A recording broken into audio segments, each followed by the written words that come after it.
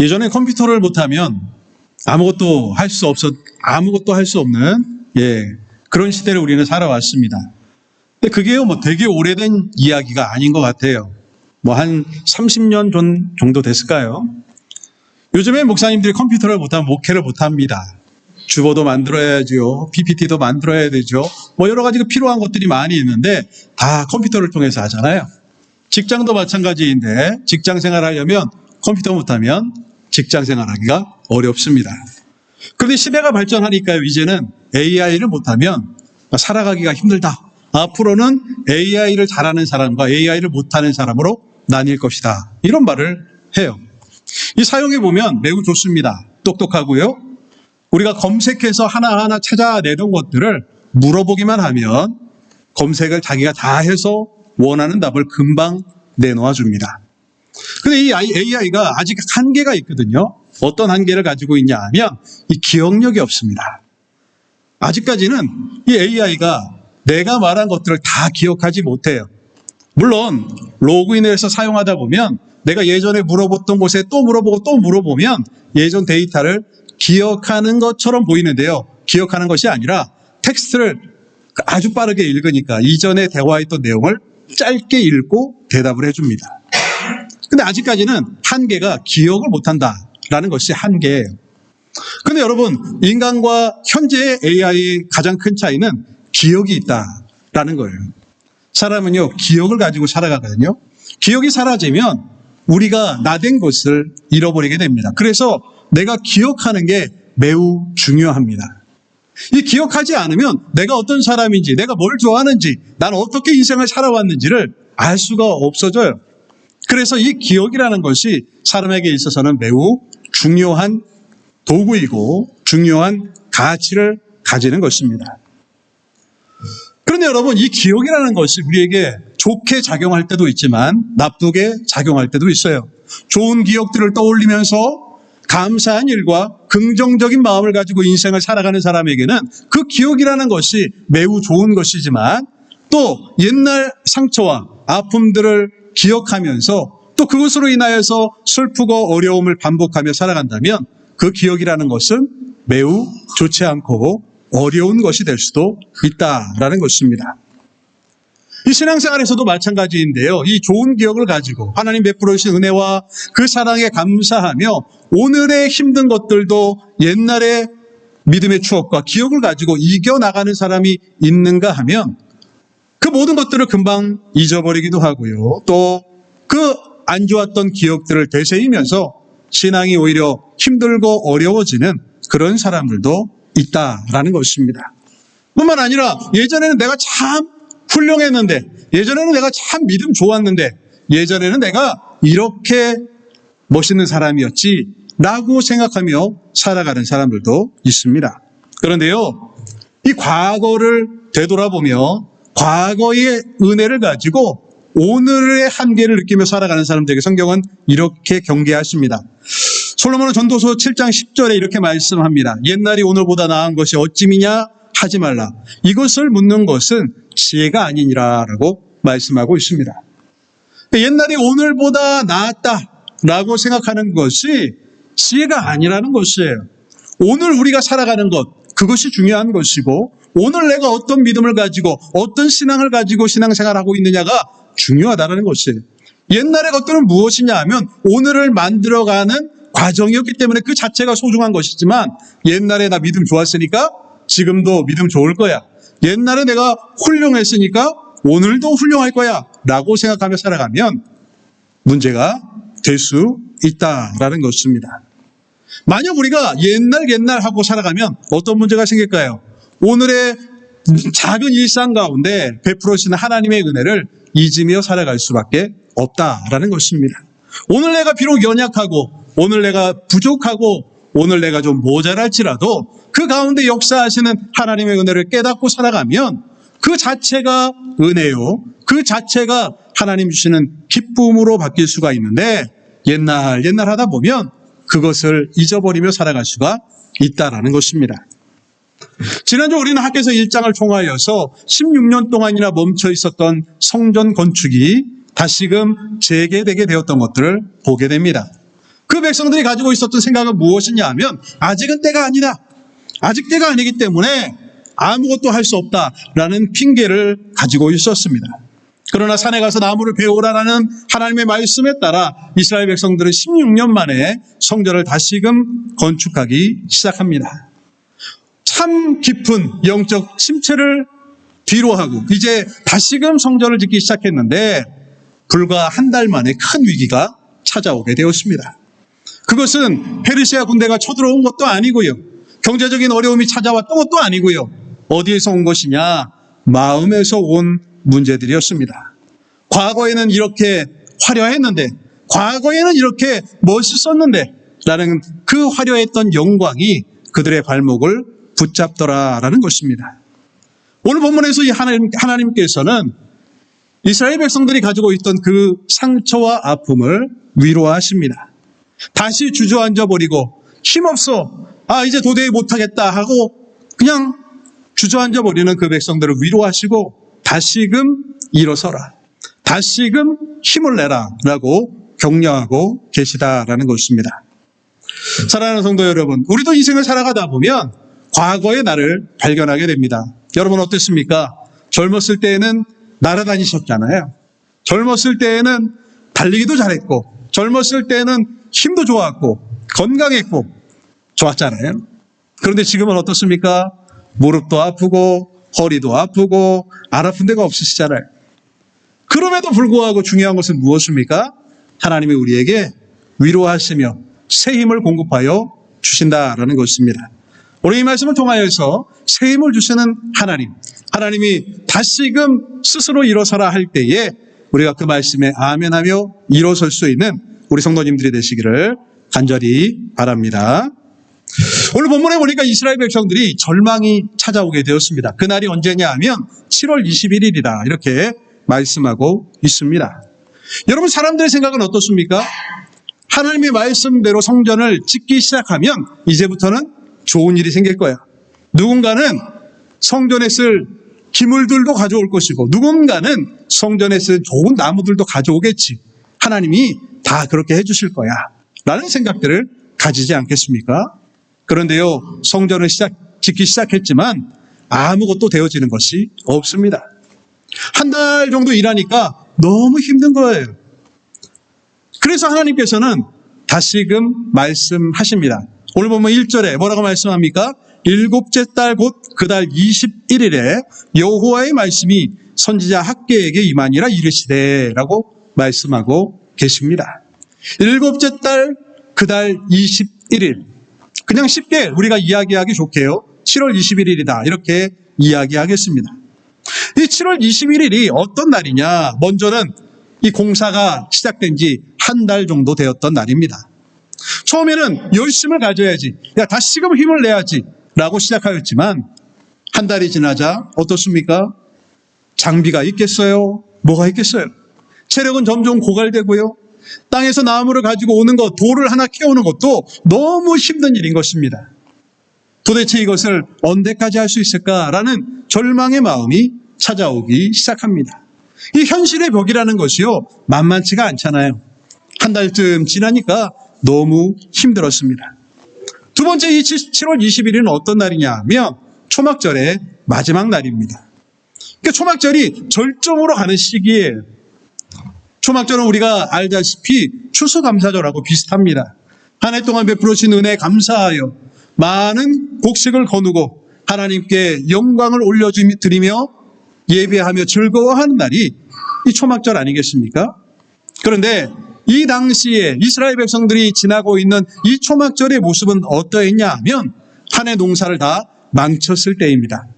지난주에 보았던 학개 1장 11절 말씀을 다시 보면 내가 이 땅과 산과 곡물과 새 포도주와 기름과 땅의 모든 소산과 사람과 가축과 손으로 수고하는 모든 일에 한제를 들게 하였느니라 라고 말씀하고 계십니다. 무슨 말씀이냐 하면 이 가뭄이 찾아오게 되었다라는 것이죠. 하는 일마다 안 되는 거예요. 왜 그렇습니까? 하나님의 징계였습니다. 이스라엘 백성들이 16년이나 하나님의 명령을 어겼기 때문에 그 해에는 가뭄이 들었고 이 추수라는 것을 할 만한 것들이 없었다라는 것이에요. 여러분, 명절에 가족들이 모였는데 한번 생각해 보세요. 먹을 것이 없습니다. 가족들이 다 모여서 한 해 동안 감사한 일들을 나누고 기뻐해야 될 그 시점에 먹을 것이 없어요. 다들 배가 고픕니다. 그 마음이 어떻겠어요?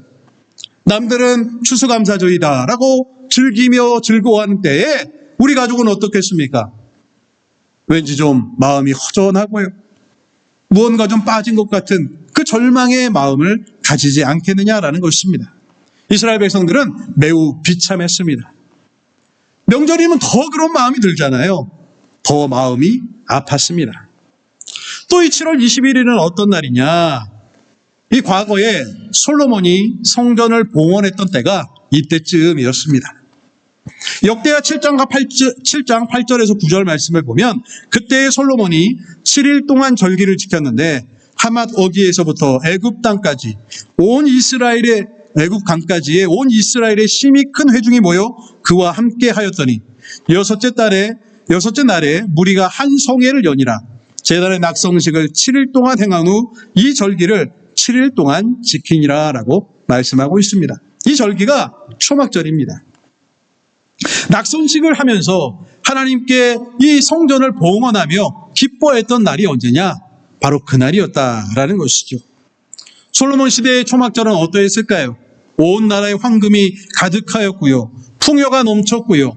모든 것이 즐거웠던 그 날이 바로 이 초막절이었다라는 것입니다. 그런데 지금 우리의 형편은 어떠냐? 우리가 짓고 있는 이 성전의 모습은 어떠냐? 너무나 작고 초라했다라는 것이죠. 아직 한 달밖에 안 됐으니까 어떻습니까? 더 초라했을 것이에요. 이때 솔로몬의 성전을 보았던 마지막 세대가 뭐라고 이야기합니까? 오늘 본문 3절에 보니까 이렇게 말씀합니다. 너희 가운데 남아있는 자 중에서 이 성전의 이전 영광을 본 자가 누구냐? 이제 이것이 너희에게 어떻게 보이느냐? 이것이 너희 눈에 보잘것없지 아니하냐라고 말씀하고 있습니다.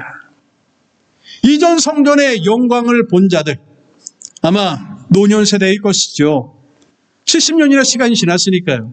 근데 그 세대가 무엇을 이야기하냐 하면 난 솔로몬의 성전을 보았던 세대인데 야, 너희들 본 사람 없어?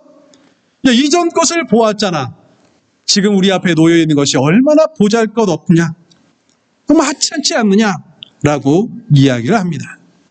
우리말대로 하면요, 김 빼놓는 사람이에요. 김이 쭉 빠집니다. 뭔가 좀 해보려고 해도요, 저 말을 들으면 어떻습니까? 에이, 그래, 해봤자 뭐 얼마나 하겠어, 우리가. 지금 뭐 형편도 되지도 않는데, 이런 마음이 찾아오기에 딱 좋은 그런 사람입니다. 여러분의 이전의 영광을 기억하는 것이 좋은 것일 수도 있는데, 여러분 이렇게 작용하면 어떻게 되겠습니까? 이전 영광을 안 보는 것만 못하다라는 것을 이 사람들이 이야기를 통하여 발견할 수가 있다라는 것입니다. 이스라엘 백성들은 지금 절망 가운데 놓여 있습니다. 16년이나 빼었지만 16년의 세월을 지나고 나서 이제 다시금 열심을 내어서 짓고자 하는데 불과 한 달 만에, 그것도 초막절에 마음이 무너져 내리고 아무것도 할 수 없는 절망의 늪에 사로잡히고 말았다라는 것입니다. 그때 필요한 것이 무엇일까요? 하나님의 위로가 필요합니다. 하나님은 그들에게 무엇을 말씀하셨습니까? 야, 너희들의 삶을 되돌아봐. 너희들의 믿음을 되돌아봐. 니네들 얼마나 형편없는 자들이냐 라고 지난 1장에서는 하나님이 책망하셨습니다. 2장에 오셔서 어떻게 하시느냐? 하나님은 그들을 위로하십니다. 뭐라고 위로하십니까? 오늘 본문 4절 말씀에 보니까요, 이렇게 위로하고 계십니다. 4절 말씀에 보면 그러나 여호수아가 이르노라 스룹바벨아 스스로 굳세게 할지어다. 여호사닥의 아들 대제사장 여호수아야 스스로 굳세게 할지어다. 여호와의 말이니라. 이 땅 모든 백성아 스스로 굳세게 하여 일할지어다. 내가 너희와 함께 하노라. 만군의 여호와의 말이니라 라고 말씀하고 계시는 것입니다. 1장에서는 분명히 책망하셨는데 2장에서 하나님은 뭐라고 말씀하십니까? 3번에 걸쳐서 스스로 굳세게 할지어다 라고 말씀하고 계시는 것입니다. 굳세게 마음을 가져야 된다라는 것이죠. 삶 가운데 어려움이 찾아오고 고난이 오고 모든 절망의 순간을 맞이하는 것이 우리네 인생의 모습이지만 그때 하나님은 우리에게 뭐라고 말씀하시느냐? 굳세게 마음을 가져야 된다 라고 말씀하시는 거예요. 그 굳셈의 근거는 어디에 있습니까? 4절 맨 뒤에 나오지요. 내가 너희와 함께 하노라. 하나님께서 우리와 함께 계실 것이기 때문에 우리는 마음을 굳게 하여야 한다라는 것이에요.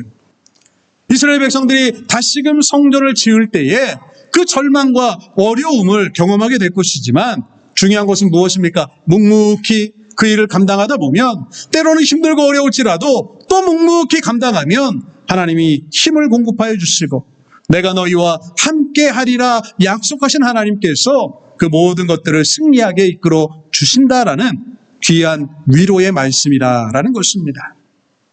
여러분, 우리는 어떻습니까? 인생을 살아가다 보면 참 어려운 일들을 많이 만납니다. 예전에도 그랬었고 오늘도 그렇고 앞으로도 그럴 것입니다. 살다 보면 몸이 연약해지고 질병을 만나기도 하고 살다 보면 너무나도 힘든 마음의 상처와 고통을 경험하기도 합니다.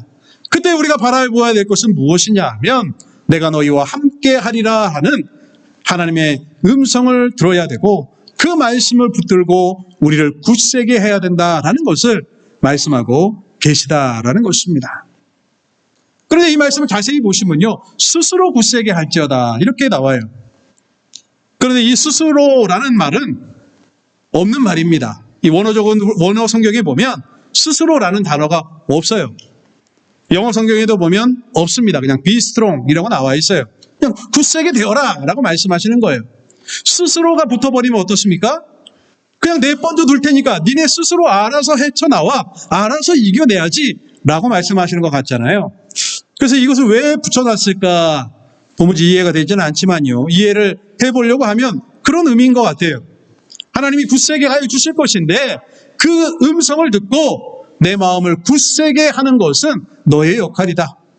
뭐 그렇게 이해해 보려고 해요. 그래서 이 스스로는 사실 빼도 상관없습니다. 빼야 맞지요. 그래서 여호수아가 이르노라 스룹바벨아 굳세게 하여라. 너희들은 굳세게 하여라 라고 하나님은 말씀하고 계시는 것입니다. 그러시면서 5절에 왜 굳세게 해야 되는지 그 근거에 대해서 구체적으로 더 설명하십니다. 5절 말씀해 보면 너희가 애굽에서 나올 때에 내가 너희와 언약한 말과 나의 영이 계속하여 너희 가운데에 머물러 있나니 너희는 두려워하지 말지니라 라고 말씀하고 계십니다. 하나님이 너희와 함께 할 것이다. 하나님이 우리와 함께 계실 것이다 라는 그 약속의 말씀을 5절에 뭐라고 표현하고 계십니까? 애굽에서 나올 때에, 출애굽할 때에. 그때가 언제입니까? 수백 년 전 얘기잖아요. 하나님은 출애굽하는 그 순간부터 지금까지 지키시고 보호하셨다라는 것이에요. 사람들은 어떻습니까? 좋을 때는 하나님의 은혜를 기억하며 하나님의 은혜가 너무 크고 너무 놀랍고 너무 좋다라고 이야기하지만 고난의 순간을 맞이하고 어려움을 맞이하면 금방 잊어버립니다. 내 뜻대로 내 힘대로 이겨내려고 해보기도 합니다. 그러나 기억해야 될 것은 무엇이냐 하면 수백 년 전에 출애굽 때에 함께 하셨던 하나님은 지금 이 순간에도 함께 하신다라는 것입니다. 수천 년이 지난 오늘에도 하나님은 우리와 함께 계신다라는 것이에요. 그런데 무엇으로 함께 계십니까? 너희와 언약한 말과. 너희와 언약한 말은 무엇입니까? 오늘날로 치면은 성경 말씀이죠. 오늘 우리가 보고 있는 성경 말씀을 통하여서 하나님은 우리와 함께 계신다라고 말씀하십니다. 나의 영은 누구입니까? 성령을 통하여서 우리 가운데 함께 계시는 분이 하나님이시다라고 말씀하고 계시는 것입니다. 그렇게 우리는 굳세게 해야 되는데 우리 마음을 굳세게 붙잡고 다시금 달려가야 되는데 그 근거는 무엇이냐? 하나님의 말씀이요 나와 함께 계시는 성령을 통하여서 우리는 그 모든 것들을 이기며 나아갈 수가 있다라는 것입니다. 여러분 출애굽할 때에 이스라엘 백성들과 함께 하셨던 하나님은 어떤 분이십니까? 어디에서 그들을 만나 주십니까? 성막에서, 텐트에서 하나님을 만나 주셨습니다. 이스라엘 백성들은 지금 무엇 때문에 낙심하고 절망하고 있습니까? 노년세들이 이렇게 이야기하는 것이죠. 야, 솔로몬의 성전이 얼마나 화려했느냐. 그때 이스라엘은 너무나 멋진 나라였지. 그런데 지금은 어떠냐? 너무나 보잘것없고 저 성전이라고 짓고 있는 것을 보면 참 기가 막히다. 너희들은 좋니? 이렇게 이야기하고 있는 것이죠. 그런데 하나님 뭐라고 말씀하시냐 하면 하나님의 뜻은 성막 가운데에서 함께 하셨던 하나님인데 그 하나님은 말씀과 성령으로 함께 계시는데 다시 말씀드리면 장소가 중요하고 어떤 환경이냐가 중요한 것이 아니라 하나님은 말씀으로 그리고 성령으로 함께 계신다라는 사실을 강조하고 계시다라는 것이에요. 그러니까 교회는 뭐가 중요한 것입니까? 어떤 건물이 있느냐, 어떤 화려한 것들이 있느냐가 중요한 것이 아니라 하나님이 말씀으로 함께 계시느냐, 하나님이 성령으로 우리와 함께 계시느냐가 중요하다라는 것을 강조하고 계시다라는 것입니다. 솔로몬의 성전처럼 화려한 성전에 금덩어리가 가득한, 백향목이 가득한 그곳에 하나님이 함께 계시는 것이 아니라 변치 않는 언약의 말씀을 통하여 하나님의 영이 임하는 그 모든 것들이 진짜 성전이다라는 것을 강조하고 계시는 것입니다. 여러분 어떻습니까? 학개서를 보면서 많은 사람들이 성전 건축을 이야기합니다. 대부분 다 1장을 가지고 이야기해요. 야, 너희들 니네 먹고 사는 것만 급급해서 니네 집은 그렇게 좋게 있는데 성전을 이렇게 놔둬도 되겠느냐라는 것이 대부분 메시지예요. 그런데 여러분 어떻습니까? 2장까지만 와도 하나님의 원하시는 성전이 어떤 것인지 우리는 알 수 있어요. 하나님의 원하시는 성전은 무엇입니까? 화려하고 크고 넓고 좋은 곳이 아니라 하나님의 말씀이 있는 곳, 성령이 함께 계시는 곳, 그곳이고 하나님이 원하시는 성전이다라는 것이. 그래서 신약에 와서는 뭐라고 말씀하십니까? 두세 사람이 내 이름으로 모이기만 하면 그곳에 내가 너희와 함께 계시겠다라고 약속하고 계시는 것입니다. 여러분 이것은 오늘날 빚을 내서 많은 성전을 화려하게 짓는 사람들이 들어야 하는 메시지예요. 제가 예전에 한국에 있을 때에 성전 건축하자마자 들어갔습니다. 네, 목사로 들어간 교회가 있었어요. 그 교회에는 파이프 오르간이 있었습니다. 파이프 오르간이 얼마였냐면 그 당시 가격으로 100만 불이었습니다. 그 당시 가격으로요. 얼마 정도 전이냐면 한 25년 정도인가요? 한 20년 정도 전의 이야기입니다. 20년 전의 이야기인데 그때 100만 불이었어요. 그럼 오늘날이면 얼마일까요? 한 200만 불, 300만 불 정도 되겠죠? 근데 그 파이프 오르간을 짓는 게 얼마나 힘든 일이냐 하면 그 장인들이요. 파이프 오르간은 그냥 공장에서 찍어내는 게 없습니다. 그 틀에 맞춰서 그 크기에 맞춰서 하나하나 다 장인들이 자르고 붙이고 다 해야 돼요. 그래서 그것을 만들어내는데 1년에서 2년이 걸리고요. 그 모든 것들을 비행기에 실어가지고 한국으로 가져와서 설치를 하는데 8명이 왔습니다. 독일 기술자 8명이 와서요. 6개월 동안 집을 지었습니다. 다 만들어서 테스트하고 완성시켰다가 다시 다 분해해서 들고 와서 조립하는데 6개월이 걸려요. 8명이에요. 그러니까 100만 불 드는 거예요. 사람들이 뭐라고 이야기했을까요? 와, 너무 좋다 라고 할 것 같죠? 시끄러워 죽겠다. 빽빽빽 소리가 나거든요. 빽빽빽 소리가 납니다. 전자올겐도 충분하겠다. 전자올겐 1억이면 충분한데 그런 이야기들을 막 수근수근 거리면서 해요. 그런데 목사님은 신이 나서 이 파이프 오르간이 이 대한민국에서 가장 비싸고 가장 좋은 것입니다. 자랑을 했어요. 저도 주일 예배 시간이 되면 그 파이프 오르간 짹짹 소리가 그렇게 듣기가 싫더라고요. 도대체 뭐가 좋은 것일까요? 왜 그렇게 지어대는 것일까요? 내가 좋아서예요. 하나님은 무엇을 원하시냐? 자, 제가 말씀드리지 않았지만 우리가 읽었던 말씀에 뭐가 있습니까? 은과 금과 그 모든 것들은 다 하나님은 가득하시다는 거예요. 다 하나님의 것이에요. 이 세상 모든 만물이 다 하나님의 것입니다. 그런데 여러분 무엇이 하나님이 그것들을 통하여서 영광 받으시고 기뻐하실까요? 어떻게 지으면 하나님이 즐거워하실까요? 여러분 만약 그 성전의 화려함이 하나님이 좋으셨다면 두 번째 성전은 솔로몬의 성전과는 비교도 되지 않을 정도로 엄청나게 크고 화려하게 지으셨을 것입니다. 그런데 지금 학개서가 보여주고 있잖아요. 두 번째 성전은 어떻습니까? 초라하게. 더 초라하게 지금 만들고 계세요. 이것은 분명히 하나님의 의도가 있다고 저는 생각합니다. 그리고 조금 더 가면 하나님의 마음이 여기에 나옵니다. 신약에 가면 베드로가 안진뱅이를 이렇게 세우는 장면이 있습니다. 사도행전 3장에 나오는 사건인데요. 사도행전 3장 6절에 보면 이런 말씀이 있습니다. 베드로가 이르되 은과 금은 내게 없거니와 내게 있는 이것을 내게 주노니 나사렛 예수 그리스도의 이름으로 일어나 걸으라 하고 라고 말씀합니다. 베드로가 성전 미문에 앉아있는 안진뱅이를 만나게 됩니다. 그 성전들은 항상 금과 은이 많은 것처럼 보이기도 합니다. 또 그것이 하나님이 함께 계시는 상징처럼 느껴지기도 해요. 그런데 여러분, 베드로는 무엇을 말씀하느냐? 그리스도의 이름을 말씀합니다. 그 성전이 영광이, 그 성전 자체가 영광이 있는 것이 아니라 그리스도의 이름이 능력이고 그리스도의 이름으로만 다시금 되살아날 수 있다는 것을 강조하고 계시다라는 것입니다. 그래서 하나님은 이것을 말씀하시는 거예요. 참 교회는 무엇이냐? 복음이 살아있는 곳, 그리고 성령이 함께하는 곳, 그것이 바로 하나님이 원하시는 성전의 모습이다라는 것을 강조하고 계시다라는 것입니다. 자, 이 말씀을 기억하시면서 오늘도 우리는 예배할 때에 하나님의 말씀이 살아 역사하는 교회가 되어야 된다라고 믿으시기 바랍니다. 우리가 예배할 때에 성령이 우리 가운데 함께 하셔서 그 성령의 은혜를 가지고 한 주간도 우리는 살아가야 될 것입니다. 그것이 바로 하나님이 기뻐하시는 교회의 모습이다라는 것입니다. 이 말씀을 기억하시면서 말씀과 성령으로 믿음의 삶을 살아가시는 우리 성도님들이 되시기를 간절히 바랍니다. 하나님이 원하시는 이 교회, 그건 어떤 교회일까요?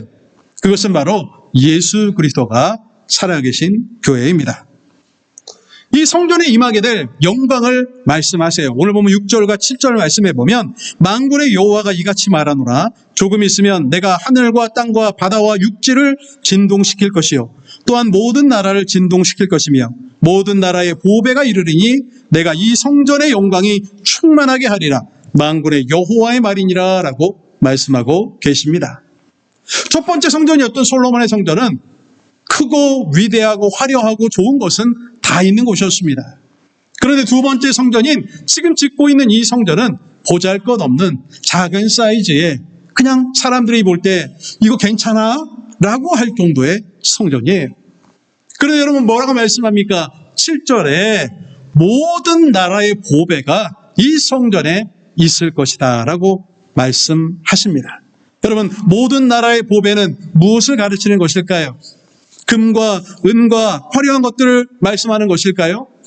이 보배는 오직 예수 그리스도 한 분밖에 없다라는 것입니다. 말라기 3장 1절에 이렇게 말씀합니다. 만군의 여호와가 이르노라. 보라, 내가 내 사자를 보내리니 그가 내 앞에서 길을 준비할 것이요 또 너희가 구하는 바 주가 갑자기 그의 성전에 임하시리니 곧 너희가 사모하는 바 언약의 사자가 임하실 것이라 라고 말씀하십니다. 주가 누구예요? 그리스도입니다. 그리스도가 성전에 임하게 된다라고 말라기서에서는 예언하고 있어요. 무슨 말씀이냐 하면 이 두 번째 성전이 건축되고 역사적으로 보면 어떻습니까? 이 두 번째 초라했던 성전은 헤롯 대왕에 이르러서 증축되고 리모델링 됩니다. 그래서 그 성전에 누가 오십니까? 예수 그리스도가 오세요. 이것이 초대 예루살렘 예수님 시대의 예루살렘 성전입니다. 오늘 이 성전 이후에 500년의 세월이 지나고 나서 예수님이 이 성전 뜰을 밟으시고 이 성전에서 복음을 전하시고 이 성전에서 제자들을 양육하시며 병자들을 고치십니다. 여러분, 첫 번째 성전이 아름다운 것일까요? 두 번째 성전이 아름다운 것일까요? 두 번째 성전은 예수 그리스도가 함께 계시는 곳입니다. 요한복음 1장 14절에 이렇게 말씀합니다. 말씀이 육신이 되어 우리 가운데 거하심에 우리가 그의 영광을 보니 아버지의 독생자 영광이요 은혜와 진리가 충만하더라. 사도 요한이 지금 무엇을 보며 이야기하는 것입니까? 말씀이신 예수 그리스도가 성전에 오셔서 우리에게 하나님의 은혜의 말씀을 증거하시는데 그 말씀을 보니까 우리 가운데 거하실 때에 아버지의 독생자 영광이고 은혜와 진리가 충만한 하나님의 놀라운 은혜를 경험한다라고 지금 고백하고 있다라는 것입니다. 온 우주의 보배이신 예수 그리스도가 계시는 성전이 이전 성전이 아니라 바로 새 성전, 보잘것없어 버리고 세상적으로 볼 때에는 나약해 보이는 이 성전이 하나님이 기뻐하시는, 하나님이 사용하시는 그 성전이었다라는 것을 말씀하고 계시는 것입니다. 오늘 본문의 결론적인 말씀, 클라이막스가 9절 말씀입니다. 9절에 이렇게 말씀합니다. 이 성전의 나중 영광이 이전 영광보다 크리라. 만군의 여호와의 말이니라. 내가 이곳에 평강을 주리라. 만군의 여호와의 말이니라 라고 말씀하고 계십니다. 나중 영광은 무엇입니까? 예수 그리스도가 그 성전에 오실 때에 이전 영광, 솔로몬의 성전과는 비교할 수 없는 놀라운 하나님의 영광이 그들에게 임하게 될 것이다 라는 것입니다. 그런데 이 나중 영광, 예수 그리스도가 오실 때에 그분은 평강의 왕으로 오실 것이기 때문에 지금 지쳐있고 지금 힘들어하고 나약해져 있는 이스라엘 백성들에게 평강을 주시겠다라고 말씀하고 계시는 것입니다. 여러분, 눈에 보이는 화려함은 이전 성전을 따라잡을 수가 없습니다. 그렇지만 눈에 보이는 것은 그렇지만 사람들의 생각은 그렇지만 하나님이 기뻐하시는 곳은 나중 성전이고 그곳에 그리스도가 임하게 될 때에 그 성전은 비로소 완성된다라는 것을 성경은 우리에게 말씀하고 계시는 것입니다. 그 예수님께서는 우리에게 평강의 왕으로 찾아오십니다. 에베소서 2장 14절 말씀에 그는 우리의 화평이신지라 둘로 하나를 만드사 원수된 것 곧 중간에 막힌 담을 자기 육체로 허시고 라고 말씀하십니다. 그는 우리의 화평이 되신다라는 것이에요. 하나님의 평강이 우리 가운데 임하고 예수 그리스도가 평강의 왕으로 우리 가운데 찾아오실 때에 하나님과 우리 가운데 막힌 담이 헐어지고 죄로 인하여 하나님과 틀어졌던 우리의 관계가 다시금 회복되게 된다라는 것을 말씀하고 계시는 것입니다. 사랑하는 성도 여러분, 우리는 늘 사람들의 시각으로 성경을 바라봅니다. 또 내가 원하는 것들을 이루기 위하여 성경 말씀을 하나하나 차용할 때도 많이 있습니다. 그러나 여러분 어떻습니까? 성경은 성경으로 해석해야 됩니다. 성경은 성경으로만 알 수가 있어요. 하나님이 이 성전을 건축하라라는 말씀의 의미를 다시 되새겨보면 하나님은 이 성전을 통하여서 화려한 것들을 원하시고 아름다운 것들을 원하시는 것이 아니라 이 보잘것없는 성전에 예수 그리스도가 찾아오시면 그 성전은 완성되게 되고 예수 그리스도가 임마누엘로 우리 가운데 임하시게 되면 비로소 내가 성전이 된다. 그러면 두세 사람만 모이면 그 가운데 주님의 영광이 가득하게 된다라는 것을 성경 전체를 통하여 우리에게 말씀하고 계시는 것입니다. 그러니까 여러분 어떻습니까? 현실이 암담하고 지금 이 성전을 지어가는 것이 너무나도 힘들고 어려울지라도 굳세게 하여라, 힘을 내어라 라고 말씀하시는 하나님의 음성에 귀 기울일 수 있어야 한다라는 것입니다. 바라기는요, 우리에게도 오늘도 이와 같은 말씀을 하나님은 주십니다. 우리의 삶이 녹록치가 않고 우리가 나이가 들수록 연약해지고 질병이 생기고 어려움이 닥치고 고난이 찾아오는 것은 너무나 자연스러운 일일 것입니다. 점점 나약해지지 점점 강해지는 일은 없어요. 그러나 여러분 기억하셔야 될 것은 하나님이 우리와 함께 계시면 육신은 연약해지지만 내 마음과 내 믿음과 하나님을 향한 사랑의 마음들은 더 굳세질 수 있다라는 것입니다. 이 말씀을 기억하시면서 굳세져라 하시는 그 하나님의 음성에 귀 기울이시고 우리의 마음을 굳세게 하나님 원하시는 평강의 마음으로 만들어 가시는 우리 모든 성도님들이 되시기를 주님의 이름으로 축원을 드립니다.